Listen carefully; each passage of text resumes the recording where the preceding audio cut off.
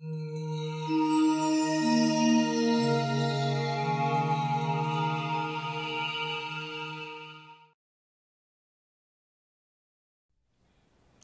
like to share a photograph with you. This is Mark Fisher with his parents on his wedding day. The happy man you see in this picture can be described in many ways: husband, businessman, brother, and son. Now, this photo was taken 3 years ago. Mark is here with us today, and he can still be described as a husband, a businessman, a brother, but the word son doesn't mean the same thing as it used to for him, because Mark is one of the growing number of people in this country who are orphaned adults, grown-up people who've lost both of their parents. I'm Barbara De Angelis. Today we're going to be talking to Mark along with other orphaned adults, and we're going to find out how they're coping with this very profound loss. We're also going to hear from some people who wake up every day with the reality that someday soon they may lose their parents and will suddenly be faced with being nobody's child.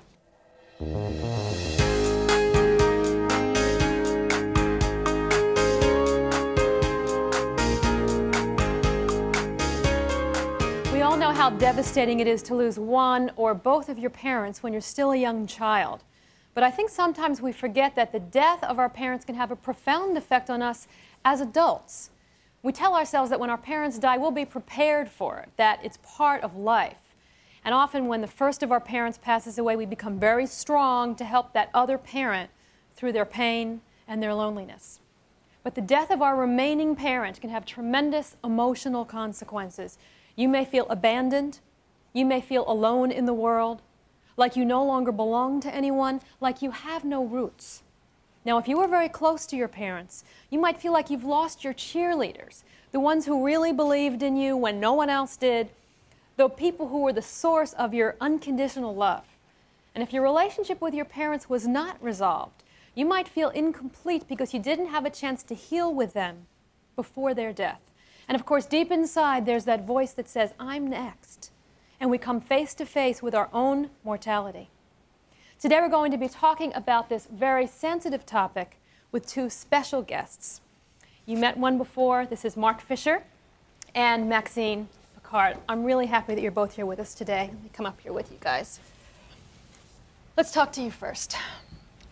You're hearing this description. We're showing a picture of you with your parents. How's it feel inside to be called an orphaned adult? There's a emptiness, there's a loneliness that I'm the next one. That there's, I don't belong to anyone.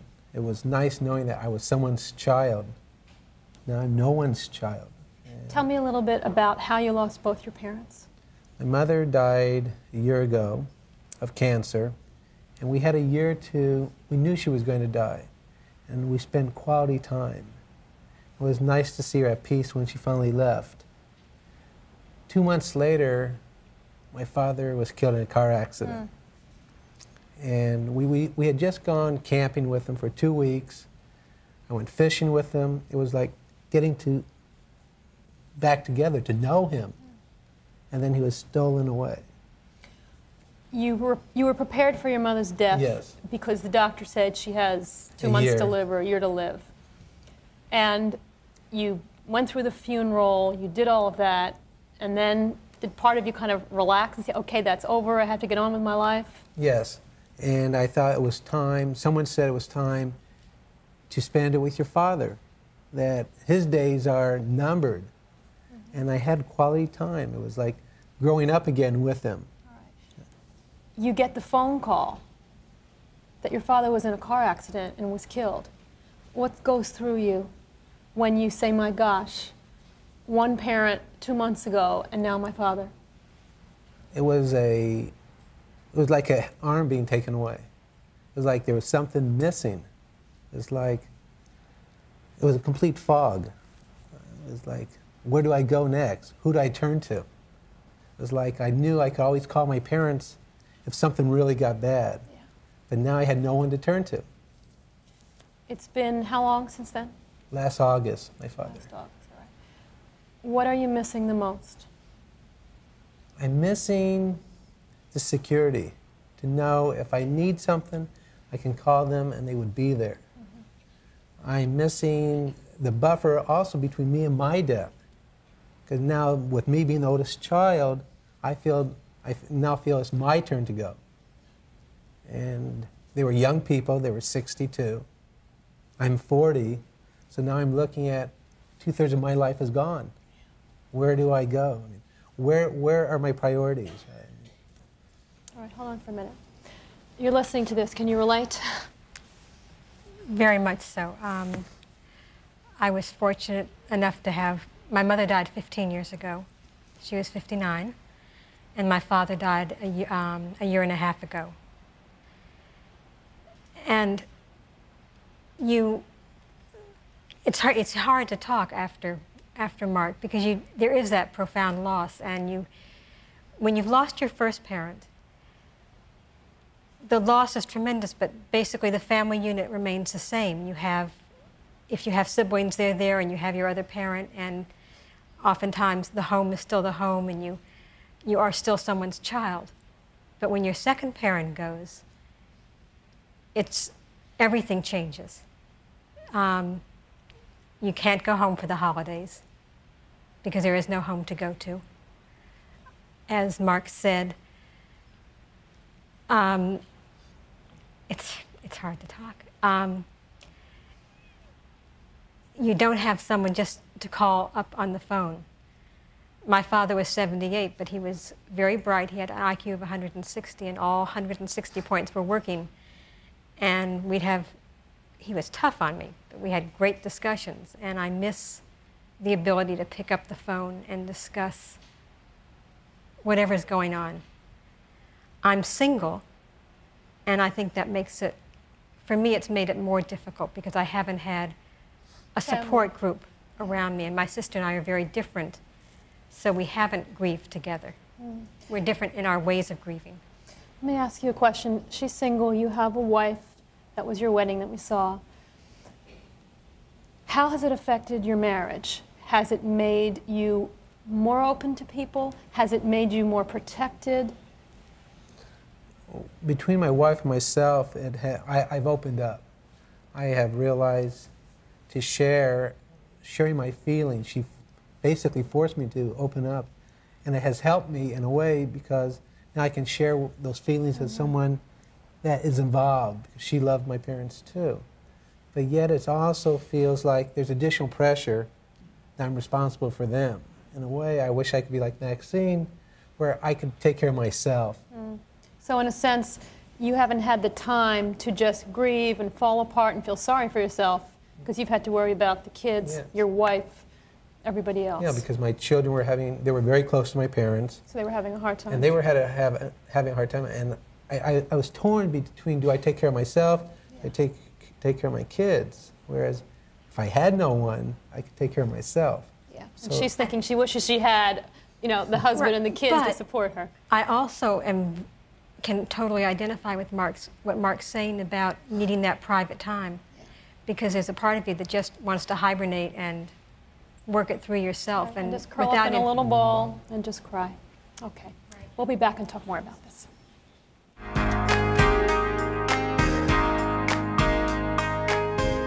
We're talking about being an orphaned adult with Mark and Maxine and an audience, a lot of whom can relate to this.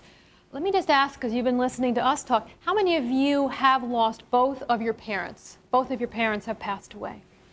How many of you have lost one parent? Okay. As you're listening to this, and you're listening to them describe the loss and what it feels like, can some of you relate to what they're saying? How does it feel? Let's hear from more of you, to be an orphaned adult. Yeah. Hi. Hi. Would you stand up? Yes.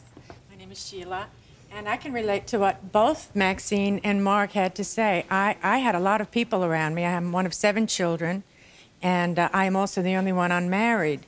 But my parents died within 3 weeks of each other 3 years ago, and we had 10 months to prepare. They were both terminally ill at the same time. And I kept trying to tell my brothers and sisters that they all have somebody else, their wives and their kids, but I only had them. But everybody kind of forgot, I think, or I didn't scream loud enough, and I don't know what it was. When my parents died, I always thought I would die too. But quite the opposite happened. Some close friends told me to prepare for something good too. And I made it just a totally and complete lifestyle change. I just knew I wasn't getting nurturance there, so I just threw up the best job, the best apartment, 2 cats, everybody in my family, and I moved out here, and for the first time in my life, I'm completely independent. I'm looking for a husband. I'm looking for happiness and finding it. So there is a good side, too, but I didn't feel the feelings for 2 years. I didn't even cry. So there was a lot of numbness, very emotional numbness. But I looked elsewhere, and I filled my life with different activities.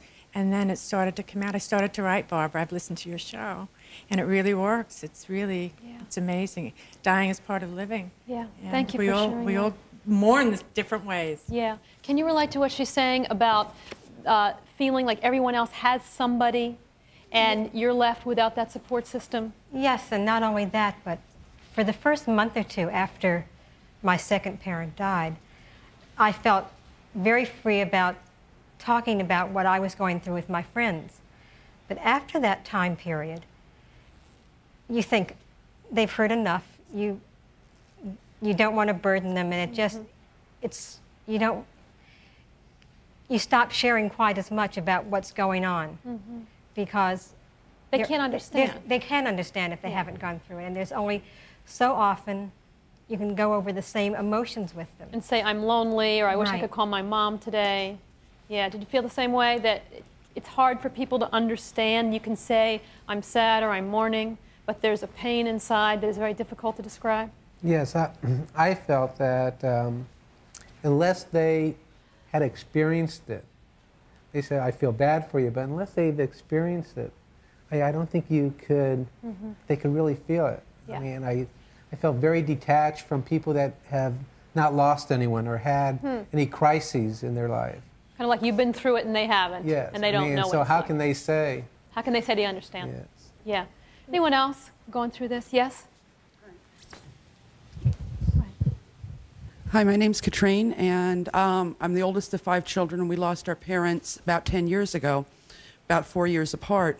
And I can identify with what Mark was saying about feeling very detached. How can they come and say they're so sorry when they haven't been there? But I think the hardest thing was, as we're going through the time, was being so envious. Every time the holidays would come around, and for a while we fell apart in our family.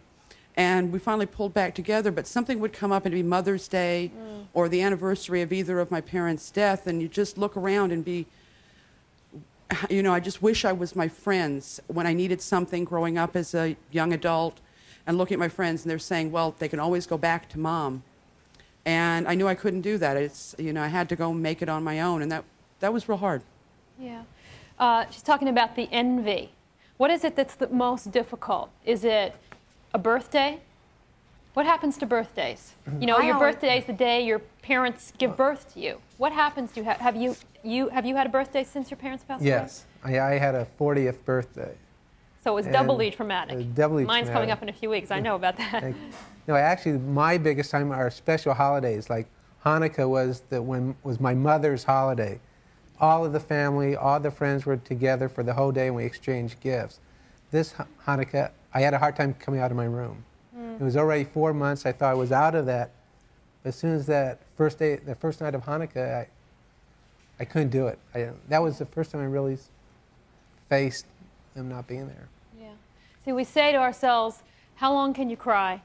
How long can you go through this? 2 months, 3 months? Surely by Christmas I'll feel better. Surely by my birthday. But I think that what happens is that we really don't understand the depth of the loss. Because it's something, it's kind of like we've stood on this foundation for our whole life, and it's now gone. And only by living do we realize how much that loss means. And of course, sometimes we discover the love we didn't realize we had before. Stay with us, we'll come back and talk more about it. We're talking about losing one or both of your parents and the feelings inside that sometimes you're not prepared for. And I was watching you sitting up here, and the tears were coming. I've been trying to fight them, and it's really difficult because it's hard. It's been about, it was August, and by now you should be over it, is what a lot of people think, and I'm not. And she was a very good friend of mine. Is this your mom who passed away? And this is my mom. I lost my mom in August, and she had a backache in February, and had surgery in May and was dead in August. She was ready to go. But you weren't ready for her to go. Oh, she said, let me go. You've got to let me go. Yeah. What are you feeling like now as you go through every day? Every day is just a day at a time. It doesn't go fast. And my father and I were very close, and that helps. Is it scary to think that one parent is gone and now the eventuality is the other you might lose the other? And my father, he keeps saying, I'm going to stick around. I'm not going anywhere. But it's really scary. But it's scary, yeah. Sometimes, thank you, sometimes what is hard is when we haven't said everything we need to say to our parents, when there's something incomplete. And we feel that if only I had done this, or if only I had said something. Is there anything that either of you feels you wish you had said to your parents that you didn't? I wish I would have told my father I was proud of him for the things that he gave me. I told him many times I loved him, but I don't think I ever told him how proud I was of him, how great of a father he was. And he was a worker, I was more part of management. He gave me fundamentals in which I never recognized that. Yeah. And when I visit the grave, I try telling him that you did everything, you were the perfect father. Yeah. And he's responsible for who I am. What about you? For me, it's not a question of not having said anything to him directly, to my father. My mother, we were all around her when she died, and that was wonderful, and it meant a great deal. My father died unexpectedly in his sleep. My sister found him, and when she called me, I mean, it was a total shock. And we hung up, and his body was still at home, at his home. And a few hours later, it occurred to me that I hadn't told her to say goodbye to him for me. Yeah. And that's tough. I was thinking about doing the show and about my parents. My parents are both alive. And since I've been doing the show in the last few months for the first time and all these exciting things are happening to me, the first thing that I do when something good happens is I call my mom or I call my dad. And just hearing about you two and some of our other guests, I was suddenly thinking, what would I do when something good happened to me? And I couldn't call my mom or I couldn't call my dad and say, look what happened. And that's a loss that sometimes we need to remember to fill with family, with friends. And like she said, by doing new things and taking that love and passing it on. We're going to come back with some final advice for Mark and Maxine. You had something you wanted to say. Yes. I'm an only child, and first my father died of cancer, and then it was quite a while after that my mother also died. But during that time, my family was involved with lots of things, and our children were growing up, and we didn't really get together as much as I wanted to, and I always feel badly now that we didn't get together with my mother as much as we could. And I'd like to tell everybody that while you have a chance, talk to your parents and see your parents. Well, they're here, because it's harder to do afterwards, though it's possible. I want to thank both of you for being here with us and for sharing so much. And I hope you don't stay numb and you reach out to all the love that's there, because you're both very special people and you did a lot for all of us. I really believe there's no greater gift in the world than knowing you're loved. And for most of us, the way our parents love us is unique because they're loving a physical part of themselves. When your parents pass on, you may lose their physical presence, but you never lose the love. It's made you who you are, and you carry it with you always in your heart. And each time you love your partner or your children or a friend, you're paying tribute to that love and to your parents who gave you life. Now, if you're fortunate enough to have one or both of your parents still alive, don't take them for granted. Do everything you can to heal with them so that when you do say goodbye to them, you do it with a peaceful heart. And if your parents have passed on, know that their love is probably still shining down on you from wherever they are. Thank you for being here. Thank you both so much.